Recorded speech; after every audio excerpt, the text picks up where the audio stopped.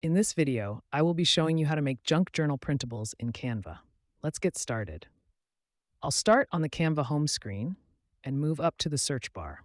I'm going to type in junk journal to see the variety of templates available.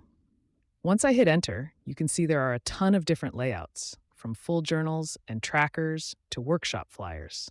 I'll scroll through the results for a bit to find a style that catches my eye. This playful, illustrative template looks great, so I'll click on it to see the preview.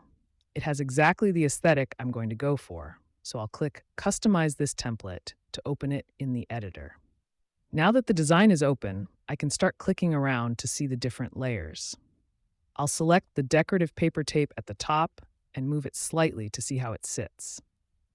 To add my own touch, I'll go over to the Elements tab on the left sidebar and search for Junk Journal again. I want to browse the graphics to find some unique stickers. You can see there are plenty of options like flowers, buttons, and paper scraps. Next, I want to change the typography. I'll click on the main title and open the font menu. I'm looking for something with a more hand-drawn feel. I'll scroll through the uploaded fonts and settle on Challenger Rough.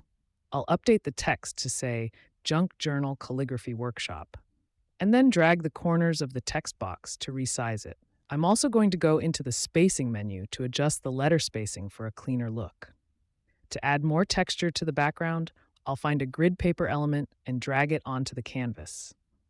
It's covering my text right now, so I'll right-click it, go to Layer, and select Send Backward until it's behind the letters. Now I can start decorating with more graphics. I'll grab a notebook icon, place it near the top, and give it a slight rotation to make it look more organic. I'll continue adding small details by dragging and dropping various stickers from the elements list. I'll place some flowers and a vintage button near the bottom section. To highlight the date, I'll find a heart graphic and position it right over the top.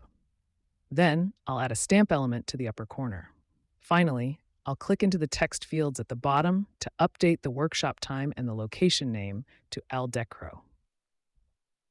I'll do one last check of the positioning to make sure everything looks balanced. I hope this helps you create beautiful junk journal printables for your next project.